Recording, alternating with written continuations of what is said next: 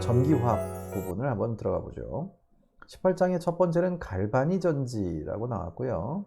갈바니 전지가 이제 전지의 가장 기본 형태로 생각하시면 돼요. 최초로 만들어진 전지. 그다음에 이제 표준 환원 전위라고 얘기를 하고 있고요.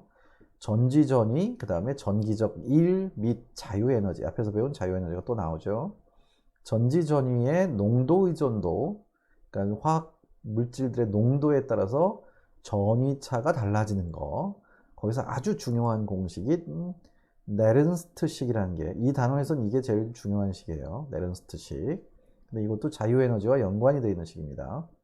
자, 아무튼 그렇고 이온 선택성 전극, 그 다음에 산화환원 반응의 평형상수를 계산하는 법까지 여기에 나오게 되고요. 그 다음에 이제 뭐 이 나머지는 좀 소개하는 거죠. 배터리, 그 다음에 부식, 전기분해, 그 다음에 상업적 전해 과정 해가지고 이런 것들을 실제로 어떻게 활용하는지 이런 것들을 보여주고 있습니다. 첫 번째 갈바니 전지가 나오는데요. 전지라고 하는 것은 결국 여기에 네모가 쳐 있는데요. 바로 이 산화환원 반응이라는 거예요. 산화환원 반응. 산화환원 반응이라는 게 결국에 뭐였었냐면 앞에서 배우신 대로라면은 산화된다는 얘기는 결국 전자를 잃는 거예요. 다시 말해서 산화수가 증가합니다. 이렇게 보시면 되겠고요. 환원이라고 한다면 반대죠. 환원. 환원은 전자를 얻는 경우를 얘기하죠. 역시 산화수가 감소하는 경우를 얘기하는 거고요.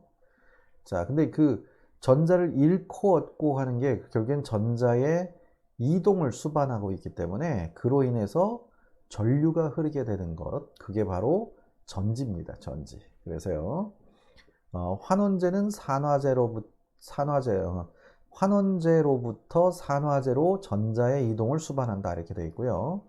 그래서 이런 반응에서 H 플러스가 H 플러스 이온이 있는 용액에서 MnO4 마이너스하고 철 이가 양이온이 들어있는 용액에서 이렇게 MnO4가 Mne 플러스로 변하고 Fe3 플러스로 변하면서 H2O가 만들어지는 이런 반응을 살펴보시면요. 결국엔 Mn의 산화수는 지금 현재 여기 음전 하나 있으니까요. 플러스 7이었어요. 근데 여기서 플러스 2가 돼버렸죠. 여기서 Mn이 전자를 5개 얻은 거예요. 5개. 5개의 전자를 얻었다라고 볼 수가 있습니다. 그리고 철의 경우는 여기 5몰이 있었는데 Fe2 플러스에서 Fe3 플러스가 됐죠. 이건 전자 5개를 잃어버린 겁니다. 예, 그래서 Fe2 플러스는 산화가 됐고 MnO4는 환원이 된 것으로 보시면 되겠죠. 그래서 Fe2 플러스가 환원제고 MnO4가 산화제다. 그래서 산화환원 반응은 반쪽 반응으로 나누어 보는 게 좋다. 뭐 앞에서 했던 얘기고요. 이때 화학에너지와 전기에너지의 상호 교환에 관한 학문이라고 이렇게 전기화학을 규정을 해놨는데, 그러니까 한마디로 모든 화학 반응이라는 게 전자들의 흐름을 수반하고 있기 때문에 그 전자의 흐름을 이용해서 그 전자들의 흐름이 전류로 연결이 되고 전압으로 이제 계산이 되고 그로 인해서 그걸 가지고 일을 할 수 있는 뭐 그런 것들을 이제 밝히는 학문이 전기화학이다라고 보시면 돼요. 그래서 이렇게 반쪽 반응으로 나눈 걸 쭉 보고 있고요. 결정적으로 이제 갈바니전이라는 게 이런 거예요. 여기 한쪽에는 MnO4를 담아 놓고요. 한쪽에는 Fe2 플러스를 담아 놓게 되면은 전선으로 그리고 이걸 쭉 이렇게 연결을 시켜 놓습니다.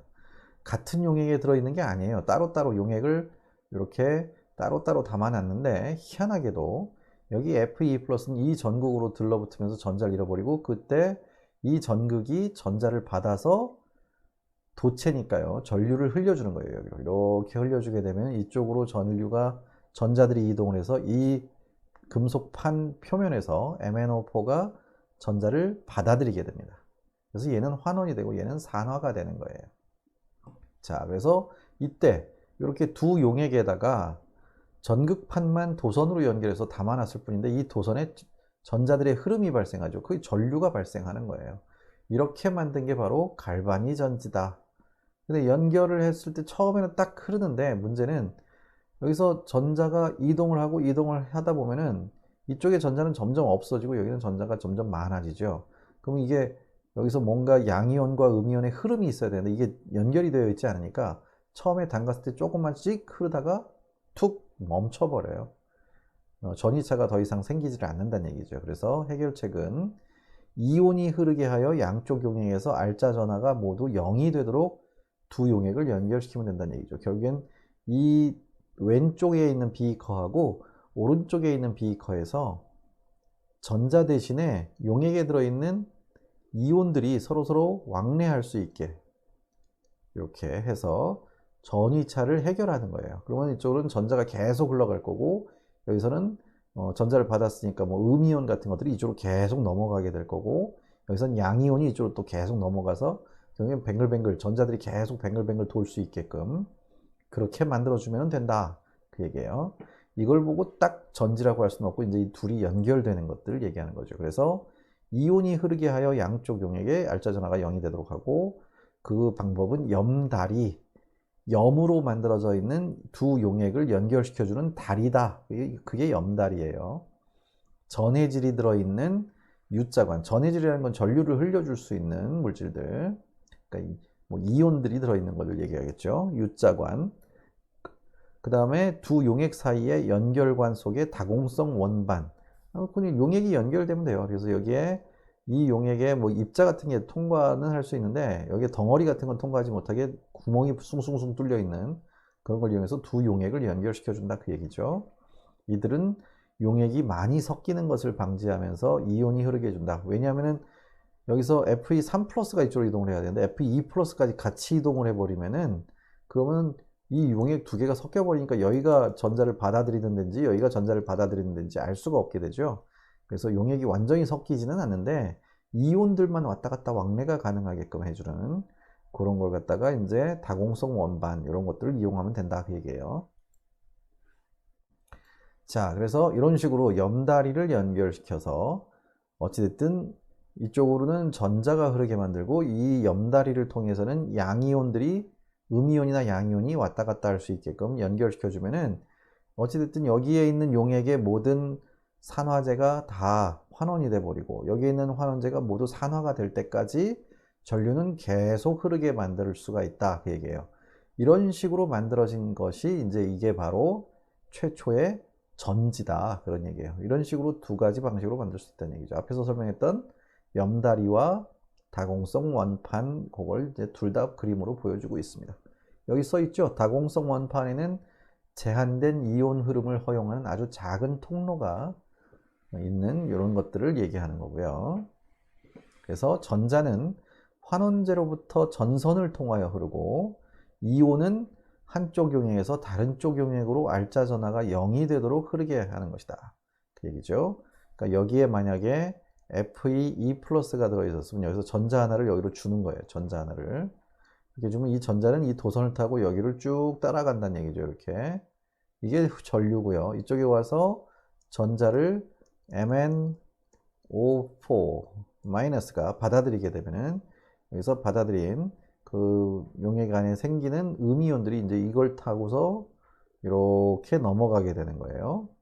그럼 여기서 3 플러스가 생겨도 음이온이 넘으니까 결과적으로는 전하량이 똑같아지게 돼서 이쪽에서 다시 또 남아있는 Fe2 플러스가 또 전자를 줘도 음이온이 또 넘어오고 이렇게 해서 계속 전류가 흐를 수 있다는 얘기죠. 이것도 마찬가지고요. 그래서 한번 쭉 읽어보시면 되겠고 전기화학 전지에서 전자이동 반응은 전극과 용액 사이의 경계면에서 일어난다. 그러니까 아까 얘기했던 대로 이 전극판의 표면에서 전자들이 왔다 갔다 주고받고 하게 되는 것이다. 그 얘기죠.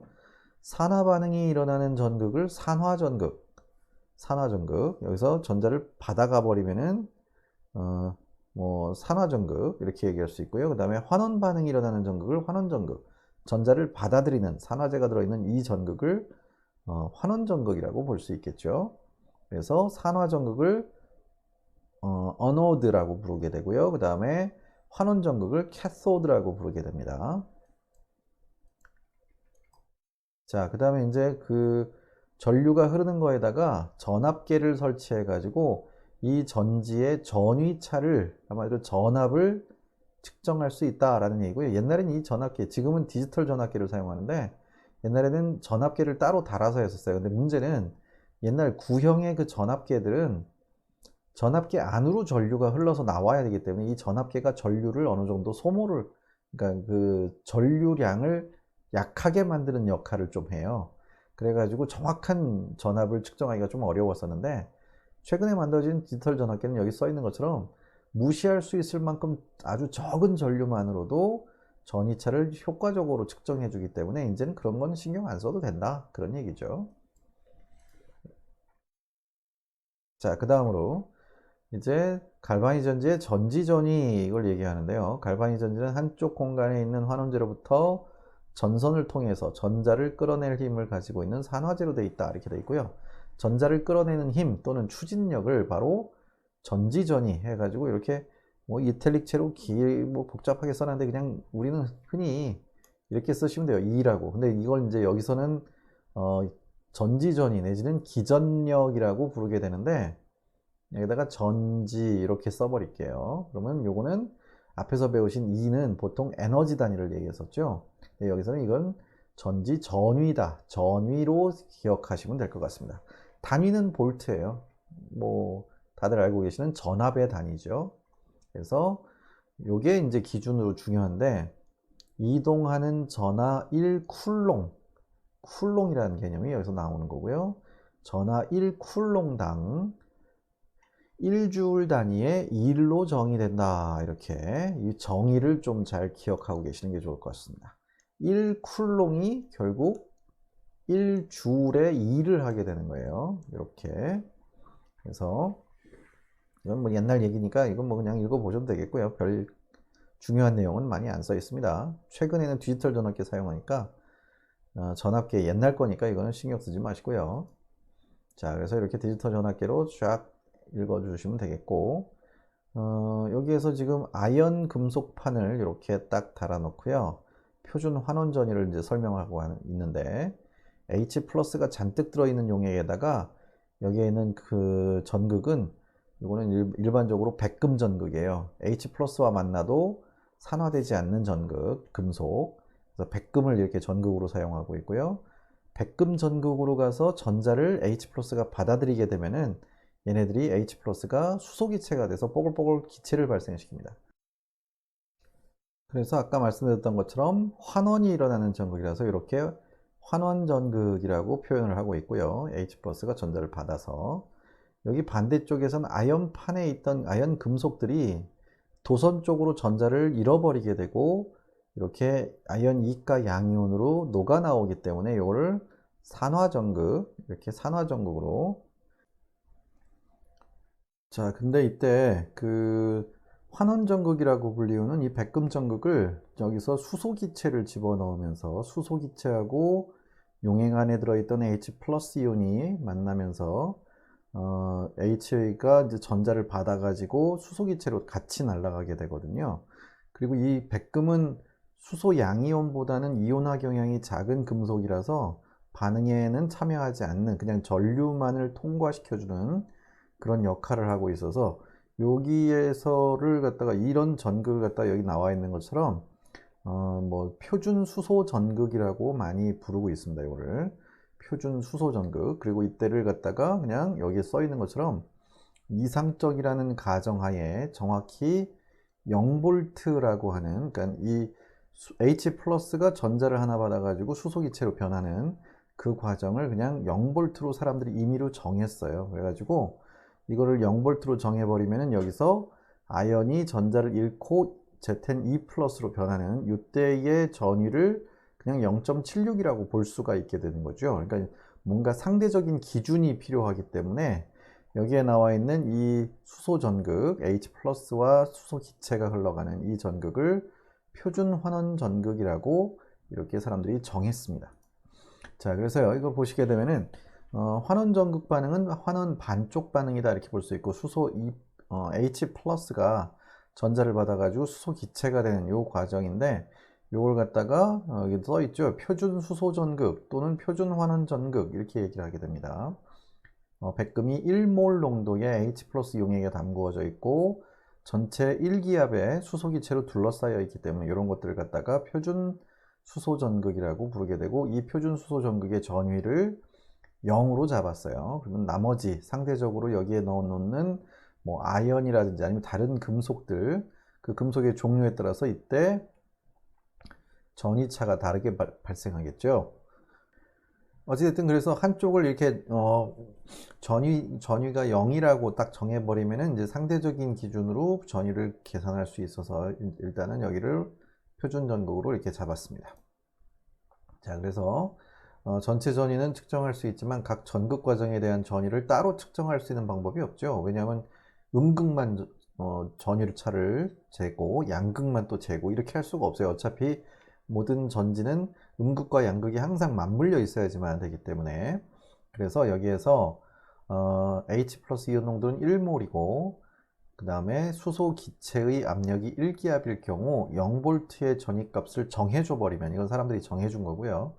다른 반쪽 반응 요거에 대해서는 그 전위값이 이렇게 정해질 테니까, 그래서 사람들은 이렇게 이걸 표준 전위로 생각하고 쓰고 있다, 그런 얘기예요. 그래서 이렇게 정해서 다른 반쪽 반응에 대한 전위값을 정하기로 했다라고, 이건 사람이 만든 기준입니다.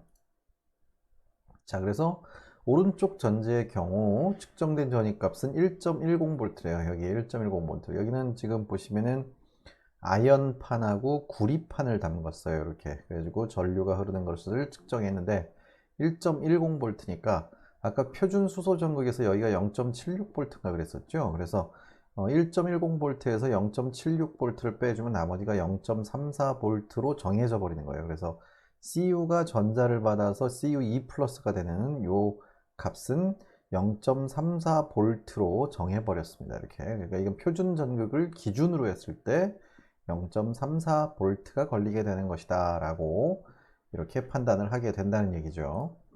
자, 그래서 표준 상태에서 반쪽 반응, 이 H 플러스가 두 개의 전자를 받아서 수소기체가 되는 요거에 대한 전위값 0V를 기준으로 해서 이렇게 널리 인정하고 있고요. 현재 통용되는 약속은 환원 과정으로 쓴 반쪽 반응에 대하여 전위값을 정해주자라는 거예요. 그래서 이건 0이고요. 이건 기전력이 제로. 그 다음에 여기는 아까 좀 전에 앞에서 계산한 것처럼 0.36인가 0.33인가 이렇게 되고요. 아연이 이제 아연으로 이렇게 될 때는 그 아까 걸렸었던 0.76V 그게 걸리겠구나 하고 생각할 수 있죠. 그래서 여기서 표준 환원 전위라는 용어가 딱 정의가 내려졌는데 1몰 용액의 1몰 농도의 용액에서 모든 용액과 1기압에서의 모든 기체의 환원 과정으로 주어진 반쪽 반응의 기전력 값, 전지 전위 값, 그거를 이제 이렇게 표준 환원 전이라고 얘기를 하고 있어요. 그래서 이때 수소가 0이다 라고 정했습니다. 나머지는 그거에 대한 상대적인 전위차를 쭉 리스트로 만들어 놨네요. 자, 이렇게 표준 환원 전이라는 것을 정해 놨어요. 자, 그래서 두 반쪽 반응을 합해서 하나의 균형을 맞춘 산화환원 반응을 얻기 위해서 환원 반쪽 반응 중 하나는 역으로 돼야 되는데 그 반쪽 전위값도 부호를 바꿔주면 된다, 그런 얘기죠. 그러니까 한마디로 한쪽은 전자를 잃어버리는 거고 한쪽은 전자를 얻는 것이기 때문에 이렇게 환원 전극에서는 0.77V로 플러스 값을 가지고 있고 산화 전극은 마이너스 0.34V로 음의 전위차를 갖고 있는 것으로 이렇게 환산을 해 주시면 되겠다, 그 얘기죠. 그래서 전지 반응은 이런 식으로 구리가 철한테 전자를 주고 철이 산화가 되는 환원이 돼 버리는 이런 반응이 있다라고 한다면은 환원 전극의 전위에서 산화 전극의 전위를 빼주면은 이렇게 해서 0.77에서 0.34 이렇게 되는데 이게 0.43V가 된다라고 이렇게 생각하시면 돼요. 그리고 여기서 또 한 가지 주의하실 점은 잃은 전자수와 얻은 전자수는 항상 같아야 되기 때문에 반쪽 반응의 정수를 곱해서 균형된 산화환원 반응식을 만들어야 됩니다. 그러나 반쪽 반응의 정수를 곱하더라도 원래의 기전력 값은 변하지 않기 때문에 표준 환원 전위는 세기 성질이기 때문에 그러니까 반응이 일어나는 횟수와는 무관하다 이렇게 되어 있죠. 전지 반응의 균형을 맞출 때 필요한 전위에는 곱할 필요가 없어요. 정수를 곱할 필요가 없습니다. 몰수비는 맞춰줘야 되지만 여기에 기전력은 변하지 않게 된다. 그 얘기예요. 그래서 이렇게 여기는 두 배지만 똑같이 0.77V를 쓰고 있는 이유가 바로 그 이유다. 이런 것만 좀 주의를 하시면 돼요. 부호는 바꿔야 되는데 이런 식으로 몰수비로 여기다 곱할 필요는 없다. 그런 얘기죠. 자, 그래서 갈바니 전지에서 이제 기전력을 계산하는 방법을 여기서 또 예제로 풀어보자 하고 나왔습니다. 알루미늄이 마그네슘과 만나서 알루미늄이 환원되는 반응에 전지의 그 전지 전위를 한번 계산해 봐라 그런 얘기죠. 위 반응을 기본으로 하는 갈바니 전지의 두 반쪽 반응은 이렇게 해서 알루미늄이 될 때를 마이너스 1.66V, 그 다음에 여기 Mge 플러스가 전자를 얻어서 마그네슘이 될 때는 마이너스 2.37V. 근데 지금 보시면은 알루미늄은 여기서 이렇게 고체가 알루미늄이 이제 환원이 된 거 맞고요. 여기 이 반응에 요 환원 전위를 그대로 쓰시면 되겠네요. 근데 문제 마그네슘이 2 플러스로 산화가 되고 있어요. 근데 이 반응은 지금 환원이 되는 반응이죠. 그러니까 요거를 부호를 반대로 바꿔주시면 될 것 같습니다. 그래서 전지의 이 제로 값을 계산하시면 되겠는데요. 이렇게 써놨고요. 요거는 그대로 마이너스 1.66V. 그 다음에 마그네슘은 여기 보시다시피 부호만 딱 바꿨죠. 근데 개수는 맞춰줘야 되는 거고요. 개수는 이 전자가 여기에서 총 6개, 여기서도 총 6개가 나올 수 있게끔 개수를 맞춰주시면 이런 식으로 전체 산화 환원 반응식을 쓸 수가 있고, 그러나 이 값들은 그냥 그대로 합산해 버리면 되는 거죠. 그래서 0.71V 만큼의 전위가 걸리게 될 것이다 하고 예상하시면 되겠네요. 자, 그 다음에 여기서 보시면은 MnO4- 하고 H 플러스가 만나고 여기에 ClO3- 가 만나서 ClO4- 가 되고 Mne 플러스가 되는 이 반응에서요. MnO4가 Mn으로 변하고요. ClO4가 ClO3. 그러니까 여기서 이렇게 거꾸로 가는 반응이네요. 그러니까 요거는 얘를 부호를 바꿔 주셔야 되겠죠. 그래서 이거는 그대로 놔두시고 전체 반응식을 이렇게 쓰신 다음에 여기에서 요것만 부호를 바꿨습니다. 그래서 이렇게 딱 해주시면 0.32V다 계산이 돼서 나오죠. 이 개수 맞추는 거는 여러분들 다 아시죠? 전체 이동한 전자의 몰수비를 맞춰주는 거예요. 그러니까 2를 곱해준 건 5개의 전자가 나오기 때문에, 전자를 필요로 하기 때문에 2 곱하기 5 하면 10개죠. 근데 여기는 2개씩 나오기 때문에 여기다는 5를 곱해준 것 뿐이고요. 그렇게. 자, 이렇게 해서 전위를 계산하는 방법을 풀어봤고요. 그 다음에 이제 선을 표시하는 이런 전지를 표시하는 방법을 여기서 또 소개하고 있습니다. 지금 보시면은 여기는 용액에 들어있는 것들을 얘기해요. 이게 전극이고요. 용액 안에는 Mge 플러스가 녹아있다 그런 얘기죠. 그 다음에 여기 선을 2개 그었는데 이게 바로 염다리, 이 옆에 오른쪽에 있는 용액과 왼쪽에 있는 용액에 이온들이 왕래할 수 있는 염다리가 설치되어 있는 것이다 라는 걸 이렇게 표현하고 있고요. 이 오른쪽 용액에는 Al3 플러스 이온하고 알루미늄 전극판이 들어가 있다 그런 의미로 받아들이시면 되겠습니다. 그래서 상차이는 하나의 수직선이다. 그러니까 이건 고체고 이거는 용액이죠. 그래서 여기가 상의 차이, 경계면이 있다라는 의미예요. 여기도 마찬가지. 그 다음에 이렇게 모든 산화하는 반응에 참여한 물질이 이온일 경우에는 일반적으로 백금 전극을 사용한다 이렇게 되어 있네요. 백금은 딱히 산화되거나 환원되거나 뭐 그럴 일이 없어서 이 상태에서는 뭐 더 이상 전자를 받아들이지도 않고요. 그래서 전자를 쉽게 뺏기지도 않아요. 잘 변하지 않는 금속이라서. 그래서 양쪽 다 백금 전극을 사용해도 된다는 얘기예요. 그리고 이 안에 용액 안에 있는 물질들이 이제 산화 환원이 일어나게끔 그렇게 만들 수도 있다 그런 얘기죠.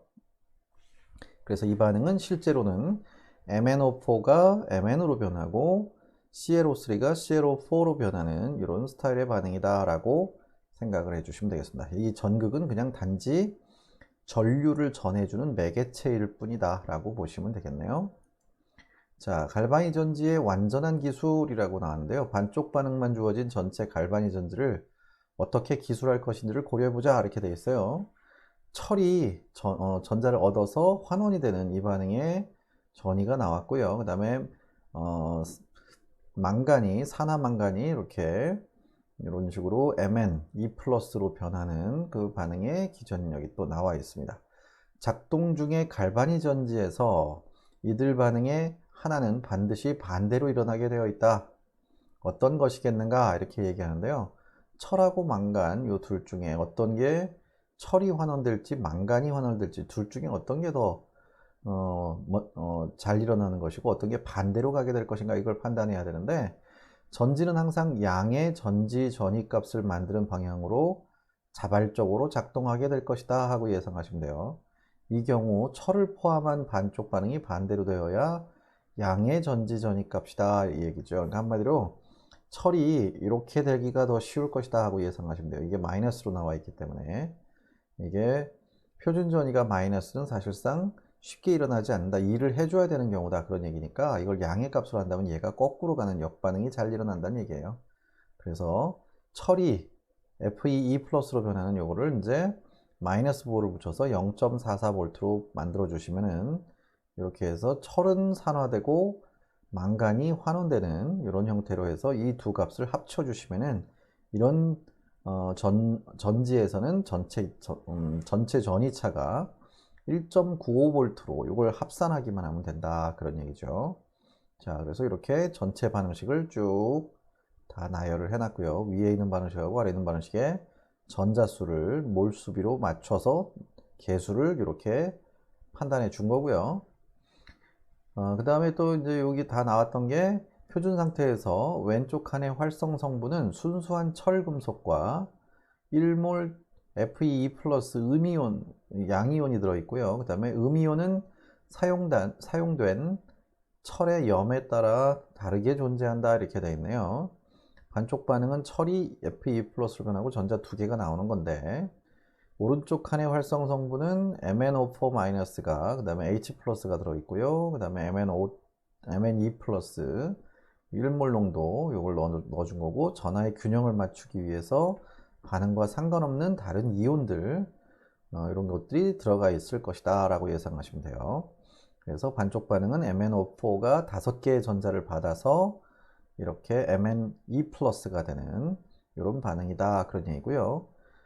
백금 같은 건 아까 앞에서도 얘기했지만 변함이 없으니까 이거는 이제 철하고 백금판을 사용했는데 이건 철이 Fe 플러스로 녹아 나오겠지만 이쪽 왼쪽 전극은 철이 반응에 참여하겠지만 이쪽 반응에서는 이 백금 전극에서는 아무런 반응은 없이 전자만 전달해 주는 역할을 하고 있는 것으로 보시면 되겠습니다. 그래서 비활성 전도체 원래는 금이 제일 좋은데요. 금은 너무 비싸니까 금보다 조금 더 싼 백금을 사용한다 이렇게 보시면 되겠고요.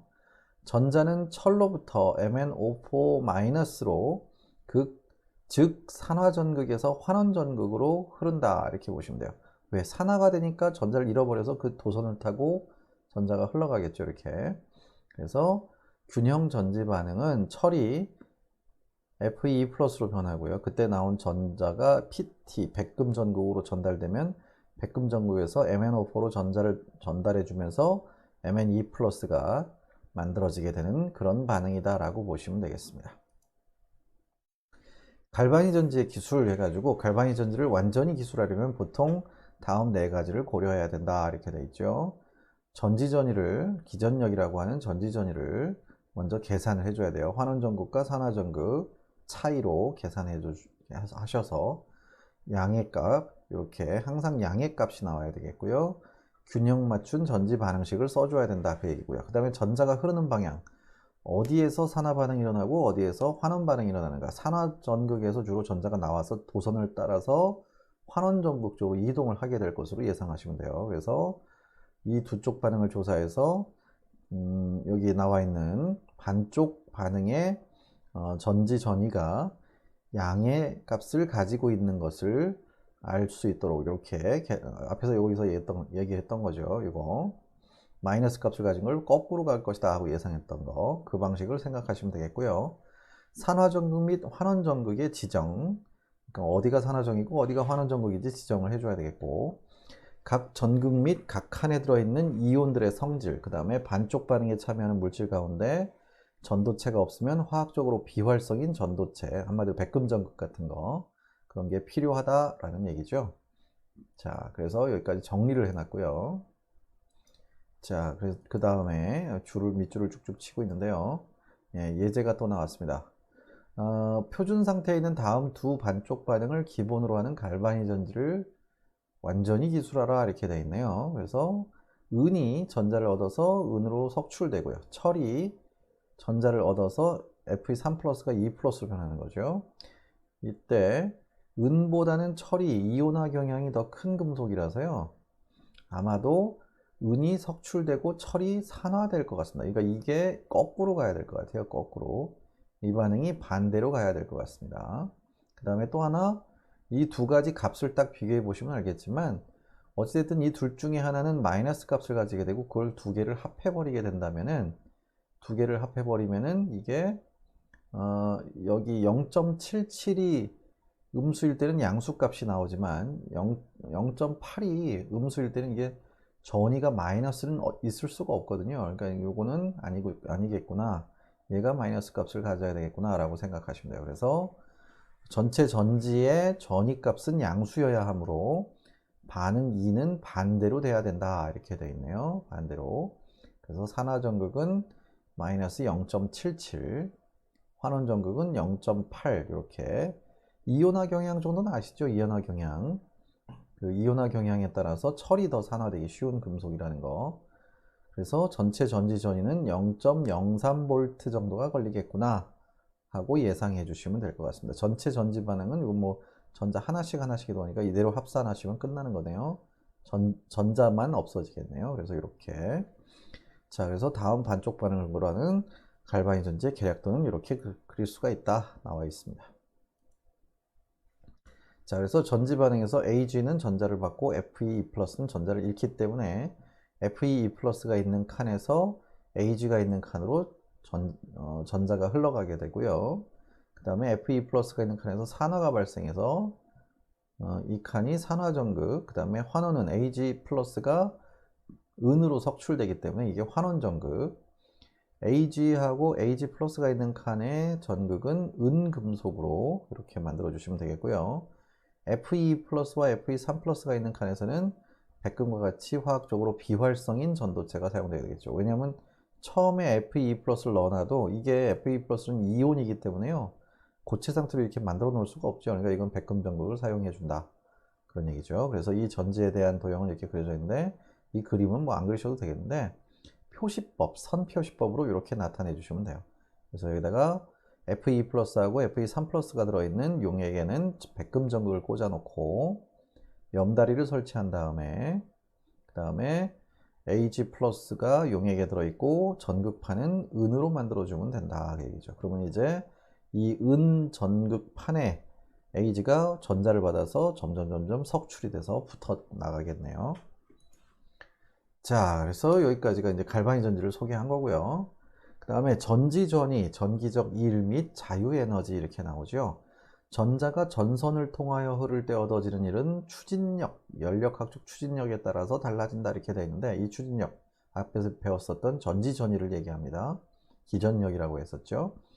회로상에 있는 두 점 사이의 전위차로 정의되며 1V는 단위 쿨롱의 전하가 이동할 때 발생하는 1주울의 일을 나타낸다 이렇게 되어 있죠. 그러니까 쿨롱분의 주울로 나타낸다. 그게 볼트다. 그런 얘기예요. 그래서 이 공식을 이용해서 이제 앞으로 뭔가를 계산하겠다는 얘기죠. 밑에 써 있습니다. 기전력은 전하분의 W 1 이렇게 나타낼 수 있고요. 그러니까 요거는 요 부호들만 잘 기억해 주시면 돼요. 단위들. 전위는 쿨롱분의 줄 이렇게 나타내시면 되겠고 요거는 그거의 표현식. 이 볼트는 단위고요. 이거는 표현식이죠. 전지전이라는 표현. 이 W는 1이라는 표현. 1의 단위는 주울이고요. 그 다음에 전하량을 Q로 나타내는데 전하는 쿨롱으로 쓰죠. 그래서 이렇게 요거는 이제 변환시키면 되겠어요. 근데 전지전이와 1의 부호는 반대로 써준다 이렇게 되어 있네요. 왜냐하면은 전압이 걸려서 전류가 흐르는 전류는 모터를 돌리는 등의 일을 할 수 있도록 하기 때문에 전지 전이가 일을 하게 돼서 전지 전이가 줄어들면 줄어들수록 일이 점점 많아지게 되는 이런 식으로 이거 둘 사이의 관계가 반대인 것으로 생각하시면 돼요. 자, 그래서 전지에서 얻을 수 있는 요 값 기억해 두시고요. 전지에서 얻을 수 있는 최대 일은 최대 전지 전이가 나올 때가 바로 요렇게 표현하는 거다. 일이 최대일 때 전지 전이가 최대일 것이고 전지 전이가 최대일 때 일을 최대로 할 수 있을 것이다. 이렇게 생각하시면 되겠네요. 그러니까 뭐 여기에 마이너스 부호를 붙이기로 했으니까 그러니까 여기서 개의 관점에서 보니까 빠져나오는 일은 음의 부호로 표시한다. 이렇게 그래서 서로 부호만 반대로 바꾸시면 되겠습니다. 자, 그래서 최대 전지 전이가 2.50V라고 가정을 해 봅시다.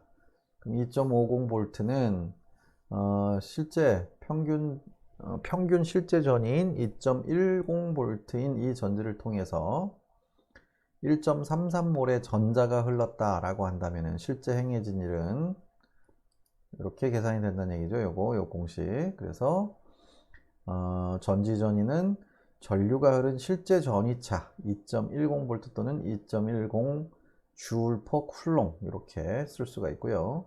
Q는 이동한 전하량이다 이렇게 나타낼 수 있죠. 그래서 1몰의 전자가 가지는 전하량을 1패러데이라고 합니다. 단위는 F로 쓰고 있어요. 1패러데이고요. 그걸 쿨롱으로 환산하게 되면은 96,485 쿨롱입니다. 96,485 쿨롱 이렇게 쓰고 있습니다. 이게 외우고 다닐 필요는 없는데 어찌됐든 자주 나오는 값이라서요. 이렇게 패러데이라고 하는 것을 많이 쓴다라고 보시면 돼요. 1몰의 전자가 가지는 전하량 1패러데이예요. 자, 그래서 여기에서 전하량은 몰수 곱하기 패러데이죠. 그래서 1.33몰이 흘렀으니까 96,485를 1.33에다 곱해버린 거죠. 1.33몰만큼. 그래서 그 계산한 값을 나타내 주시면은 여기 이 공식에다 넣었죠. 이제 W를 구할 수 있다 그 얘기예요. 이 전하량이고 뒤에 여기는 바로 여기 나와 있는 전위차를 넣은 거죠. 그래서 마이너스 2.69 곱하기 10의 5승 주울이구나 라고 계산을 해낼 수 있어요. 이만큼의 일을 했다 그 얘기입니다. 이론적인 최대 일의 계산은 최대 전위를 사용하여 위와 유사하게 계산한다 이렇게 돼 있죠. 이론적인 일, 요거는 이제 실제 전위를 계산한 거고요. 이론적인 일은 여기에다가 아까 2.10이 아니라 2.5를 대입했어요. 이렇게 이론적으로는 이렇게 해서 이렇게 계산을 할 수 있는데 마이너스 3.1 곱하기 10의 5승 이렇게 나오죠. 그러면 이게 이론적인 일의 양이지만 실제로 한 일의 양이 요거니까 그 전지의 효율을 이렇게 나타낼 수 있습니다. 그러니까 최대 일의 양 분의 실제 일의 양을 곱하기 100 해주면은 퍼센테이지가 나오겠죠. 그래서 83.8% 정도의 효율성을 가지고 있는 전지다 라고 표현을 한다는 얘기입니다. 이거는 뭐 간단한 그냥 퍼센트 구하는 공식이었고요. 이 챕터 요 단원에서는 일단 패러데이라는 개념, 그게 96,485 쿨롱이라는 거, 이게 1몰일 때 전자가 가지는 전하량을 의미한다 이렇게 보시면 돼요.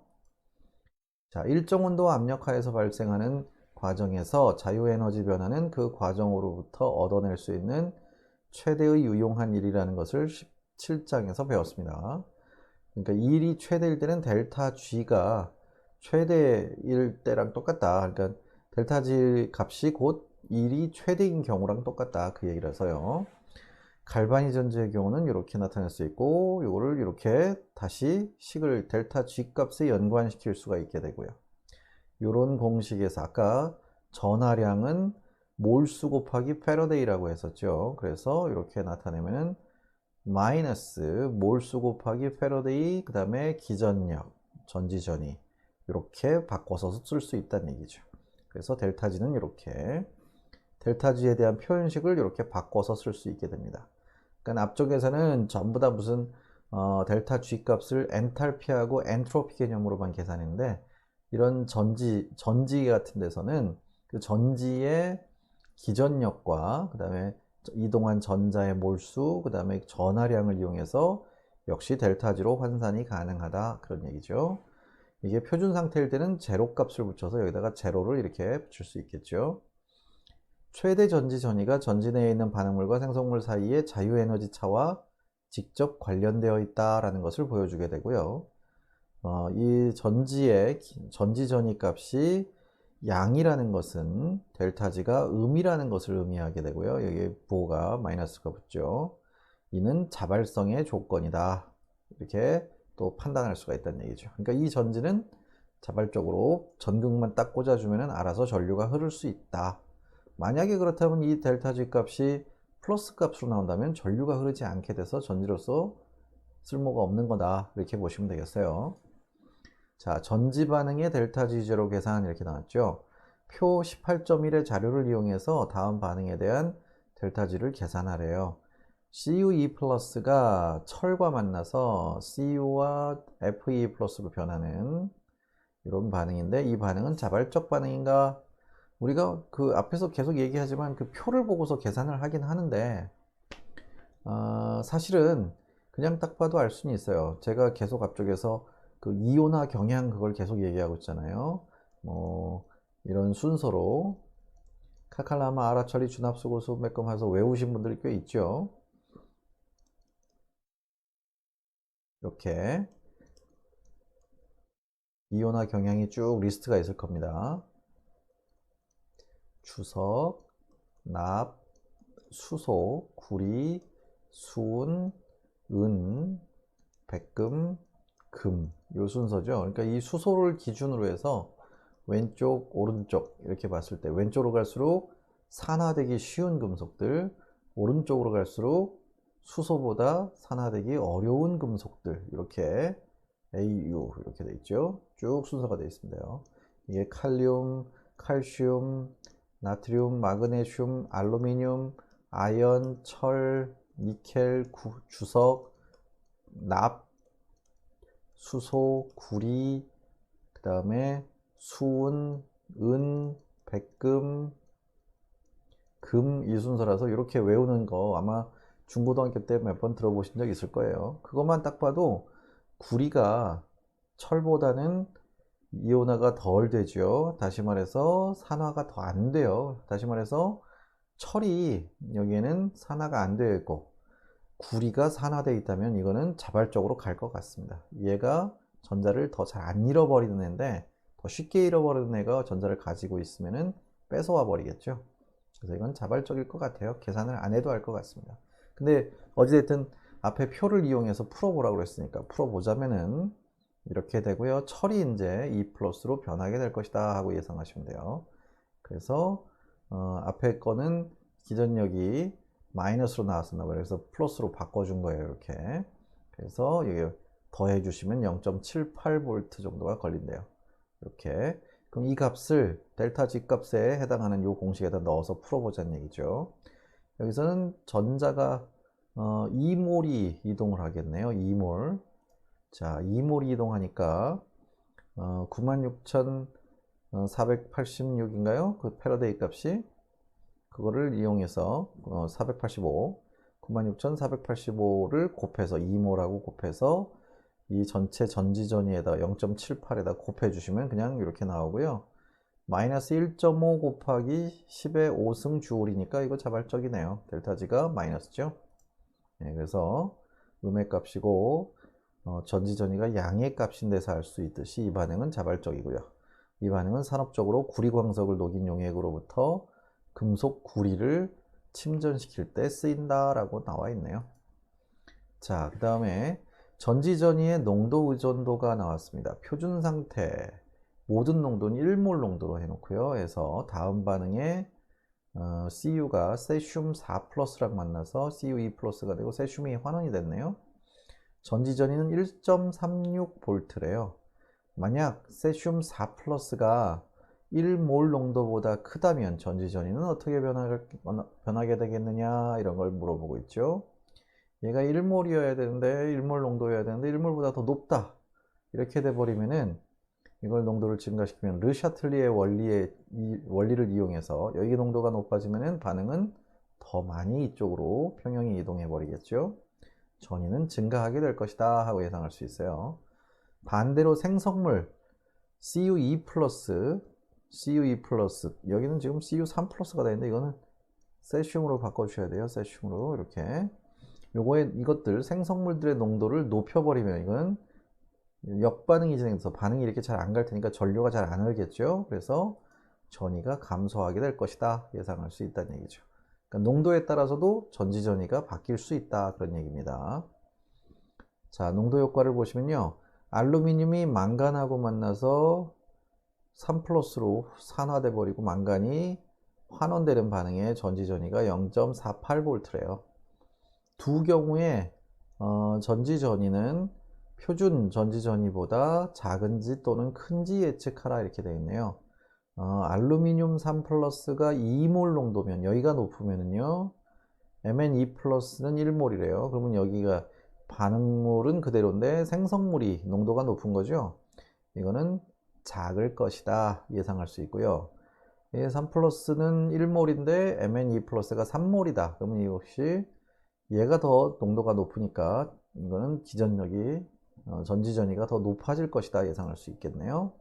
그래서 이렇게 보시면요 전지 반응을 억제하게 돼서 이렇게 되니까 전지전위가 0.48보다 낮을 거다 그렇게 예상할 수 있고요. 반응물 농도가 1몰보다 크다면은 전지 반응을 촉진시켜서 0.48보다 높은 전지 전위를 가지게 될 것이다 하고 예상할 수 있다는 얘기죠. 자, 그래서 이런 걸 이용해서 농도차 전지를 만들 수가 있답니다. 서로 다른 농도의 같은 화합물이 두 칸에 녹아 있는 전지다 이렇게 되어 있어요. 두 칸의 서로 다른 농도의 AgNO3가 물에 녹아 있는 경우를 생각해 보면요. Ag 플러스가 전자를 받아서 Ag가 되는데 이게 0.8V 정도 걸린대요. 근데 만약 전지 양쪽 칸에 똑같이 1몰 Ag가 녹아 있으면 0V예요. 근데 두 칸에서 Ag 플러스 농도가 각각 1몰하고 0.1몰로 다르다면 전지전위는 양의 값을 가지게 될 것이다. 왜? Ag 플러스 이온 농도가 같아지도록 진행하는 것이 자발적이니까. 그래서 0.1몰 농도의 Ag 용액 칸으로부터 1몰, 여기가 농도가 높죠. 이쪽으로 전자가 이동하게 될 것이다. 그래서 이 용액에 있는 Ag 플러스가 점점 줄어들 거예요. 그리고 얘는 오히려 좀 늘어날 수 있겠죠. 그래서 왼쪽 칸에서는 Ag가 산화되고요. 오른쪽 칸에서는 Ag가 환원이 돼서 결국 양쪽 용액의 Ag 플러스 이온 농도가 같아질 때 전류가 멈춰버리겠네요. 예. 그래서 농도가 다르다는 것이 전지 전위를 만드는 유일한 이유고 이런 전지는 그렇다는 얘기예요. 이때 생기는 전압은 그렇게 크지는 않습니다. 예, 여기 뭐 그걸 설명해 놓은 거고요. 자, 그래서 이렇게 두 칸에 각각 서로 다른 농도의 철 이온 들어 있으면 농도차 전지를 이용해서 만들 수가 있다 그런 얘기죠. 그래서 농도차 전지를 보시면요 전자가 흐르는 방향을 정하랍니다. 자, 여기는 0.01몰 여기는 0.1몰이죠. 0.01몰이 훨씬 농도가 낮기 때문에 이쪽에 있는 철이 녹아 나와요. 그러니까 전자는 여기를 따라서 이렇게 흘러가 버리겠죠. 이렇게. 그래서 얘는 이쪽에 가서 붙어 버립니다. 그래서 전자가 흐르는 방향은 이렇게 왼쪽에서 오른쪽으로 흐를 것이다 예상할 수 있어요. 그럼 여기서 산화가 되는, 여기 산화전극이라고 써놨네요. 그 다음에 얘가 환원전극이죠. 자, 그래서 왼쪽 칸에서는 철이 Fe 플러스로 산화가 되고요. 오른쪽 칸에서는 철 양이온이 철로 환원이 되고 있습니다. 자, 그런 식으로 이제 계산을 할 수 있다는 것까지 알 수 있고요. 그 다음에 이제 네른스트식이라는 게 하나 또 등장했습니다. 아까 델타 G 값 나왔었죠. 그래서 델타 G는 델타 G0 플러스 RT lnQ 뭐 이렇게 평형이라면 lnK 이렇게 넣어주시면 되겠고요. 이 공식을 17장에서 다시 따왔어요. 근데 아까 델타 G를 어떻게 나타내기로 했었냐? 마이너스 NFE로 표현하기로 했어요. NFE 이게 이제 기전력. 자, 그거는 마이너스 NF20 플러스 RT-lnQ로 나타낼 수 있다. 그 얘기죠. 그래서 이거를 기전력에 대한 식으로 바꿔서 쓰시게 되면요. 그러니까 요것만 남기고 얘네들 이쪽 넘긴 거죠. 그럼 이런 식으로 공식을 바꿔서 쓸 수가 있게 되는 것이다. 그런 얘기고요. 이걸 보고 우리는 네른스트식이라고 부릅니다. 네른스트. 네른스트라는 사람이 바로 이 전기화학 쪽으로 정리를 많이 해놓은 사람이라서 이 사람이 개발한 식이라서 이름을 붙여서 부르고 있습니다. 그래서 25도씨에서 기전력은 표준 전지전위에서 몰수 나누기 몰수로 0.0591 요거를 나눈 값을 로그로 취해서, 그러니까 자연 로그를 로그로 바꿨네요. 여기 반응지수 Q를 대입한 거랑 똑같다. 이렇게 R은 상수고요. T가 25도씨니까 아마 298켈빈으로 정해져서 그렇게 될 거고, 패러데이도 역시 마찬가지로 아까 나왔던 96,485 그 값을 대입했기 때문에 그냥 이렇게 간단한 식으로 바뀌어 버린 것 같습니다. 자, 그렇다면 이제 이런 한 가지 예시가 되어 있는 반응에서 전지전위, 표준 전지전위가 0.48V로 나와 있어요.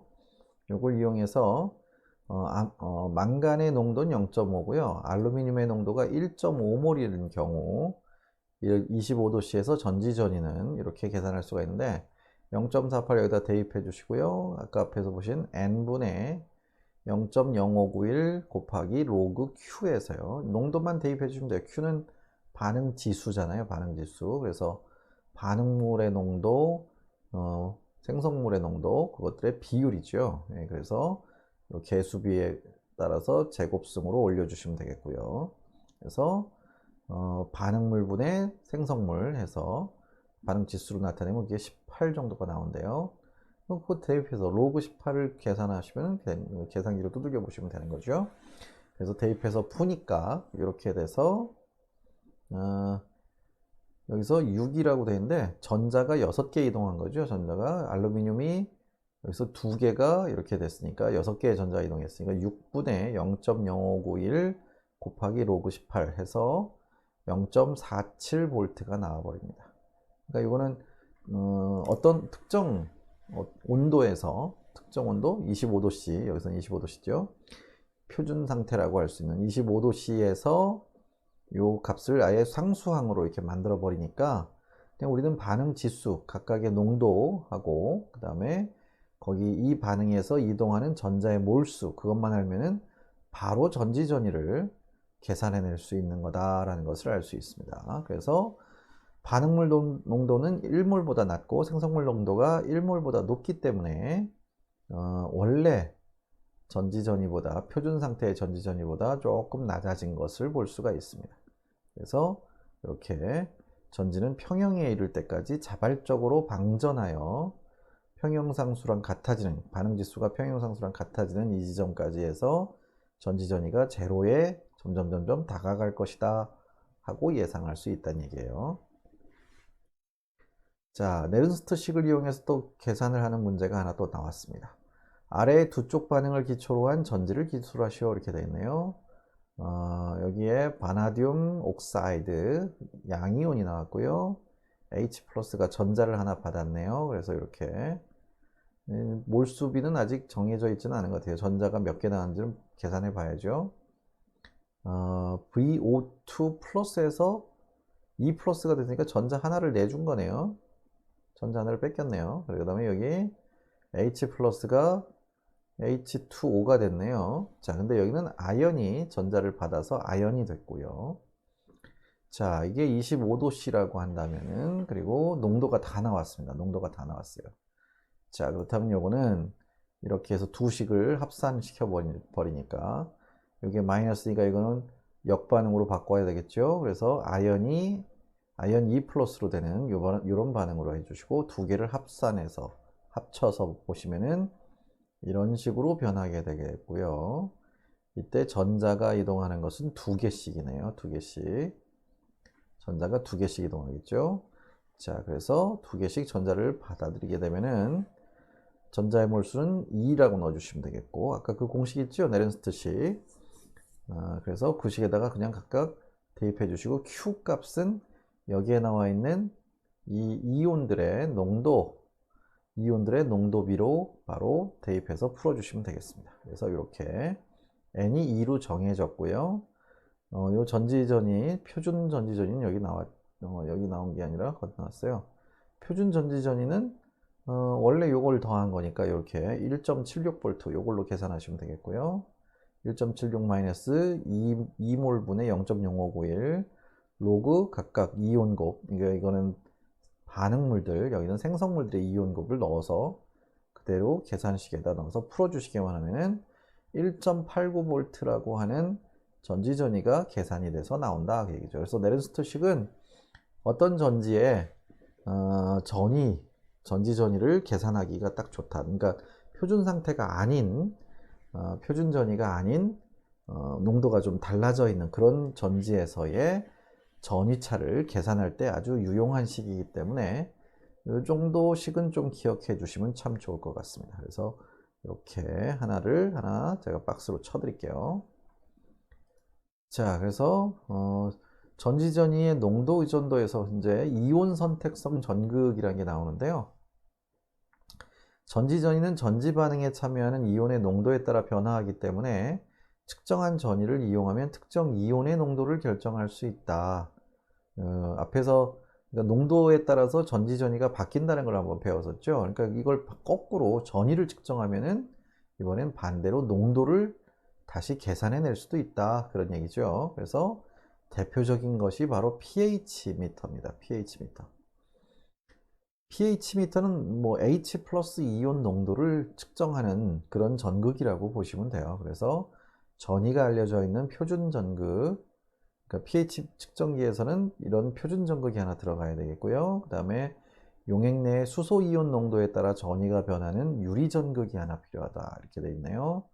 이 두 전극 사이의 전위를 측정하는 전위차계가 또 이렇게 필요합니다. 전위차계에 나타난 값은 용액의 pH 값으로 자동적으로 그 내부의 회로에 의해서 계산이 돼서 액정에 뜨게 되어 있습니다. 그게 이제 pH 미터죠. 그러니까 이 얇은 유리막이 유리전극이에요. 유리전극. 그 다음에 이 안쪽에 있는 심이 하나 있는데요. 이 심이 또 다른 전극이죠. 그러니까 이 둘 사이에 발생하는 전이차를 계산하는 거예요. 그래서 여기 보시면은 H 플러스 이온이 들어있는 용액에 유리전극을 넣었을 때 전극 안과 밖에 H 플러스의 농도 차이에 따라서 전극 전이가 결정되게 되어 있는 게 바로 이 pH 미터의 대표적인 원리다라고 보시면 되겠네요. 그래서 특정 이온 농도의 선택적인 전극 이렇게 나왔고요. 아이고 넘어가 버리네. 여기에 보시면은 이온 선택성 전극으로 농도를 측정할 수 있는 이온들이 대표적으로 H+, 카드뮴, 칼슘, 구리, 칼륨, 뭐 포타슘이라고 하죠. 그 다음에 은, 그 다음에 소듐, 음이온의 경우는 Br-, Cl-, Cn-, F-, NO3-, S2- 이런 것들이 있습니다. 이때 유리의 조성을 바꾸어 주면은 이런 다른 종류들도 선택적인 유리 전극을 만들 수가 있다 이렇게 되어 있고요. 유리막을 적절한 결정 물질로 바꾸어 주면 다른 이온도 검출할 수 있게 되는데 플로린화 란타넘 같은 결정은 F-를 측정하는 전극으로 쓸 수 있고 고체 황화는 은이나 황을 측정하는 전극으로 쓸 수 있다 이렇게 되어 있네요. 이런 것들이 이제 다양한 여러 가지 용액 속에서의 이온들의 농도를 측정하는 그런 검출기로 사용되고 있는 실제 이온 선택성 전극들이다 라고 소개가 되어 있습니다. 그래서 이번 주는 이 정도까지 전지전이의 농도 의존도까지 일단 다루는 걸로 하고요. 다음 주에 좀 남은 여기 또 더 나왔네.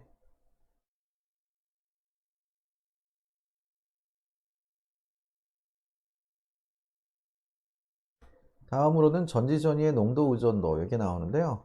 산화환원 반응의 평형상수를 계산하는 게 또 나왔습니다. 평형상수는 아까 반응지수 Q 나왔었던 거 아시죠? 그 반응지수 Q가 평형상수와 같아지는 지점, 그러니까 한마디로 전지전이가 제로가 되는 지점이 바로 그게 평형의 농도겠지 않겠느냐라는 걸 이용해서 풀게 되는 거고요. 아까 보셨던 네른스트식 표준 전위에서 몰수분의 전자 몰수분의 0.0591 로그 Q에서 이 Q가 K 값으로 되면 이게 한마디로 이걸 0으로 놓고 이때 이 Q 값을 계산하면 그때의 농도비가 바로 이 평형 상수 값이 된다라는 얘기예요. 그래서 이거를 로그 K에 대한 식으로 변형시키면 이렇게 바꿀 수가 있겠죠. 로그 K는 0.0591 분의 N 표준 환원전이 이렇게 25도씨에서 식을 바꿀 수가 있고요. 그래서 이거 아래 산화 환원 반응에 대해서 평형상수를 한번 계산해 봐라 그런 얘기가 나왔습니다. 여기에 각각 표준 전위가 다 나와 있고요. 균형 맞춘 산화 환원 방식도 쓰시고 그 다음에 표준 전위도 계산해 보고 그 다음에 여기에 평형상수도 계산해 봐라 이렇게 나왔죠. 두 반응을 이제 합치면 돼요. 여기를 이제 플러스로 해야 되니까 이걸 거꾸로 이렇게 가야 되겠네요. 자, 그래서 이거를 이렇게 만들어 주시고 표준 전위는 0.67V라고 계산했고요. 전체 전지에서 일어나는 반응식은 이렇게 두 반응식을 합산해서 볼 수가 있습니다. 딱 보니까 전자가 2몰 이동하네요. 그러면 여기에 아까 보셨던 그 네른스트식에다가 분모에다가 2를 넣어주시면 되겠죠. 그래서 이런 식으로 바꿔주시면은 0.0591분의 2 곱하기 0.67 해서 22.6이라고 하는 수치가 나오는데 이걸 안티로그 해주시면 되겠죠. 다시 말해서 이 로그 K라는 것은 22.6이니까 10에 22.6승 이렇게 보시면 되겠죠. 그래서 이렇게 나타낼 수 있으니까 4 곱하기 10에 22승 요 정도로 계산이 돼서 나온다 그 얘기죠. 그래서 평형상수까지 다 계산을 할 수가 있게 됩니다. 그래서 이번 주는 요 정도 이 정도까지 전기화학의 뭐 중요한 공식 정도까지는 다 소개를 해드렸고요. 나머지는 이제 뭐 계산하고 그런 건 많이 나오진 않을 거고요. 그냥 소개하는 정도로 이제 보시면 되는 거라서 다음 주에 그걸 연결해서 보도록 하겠습니다.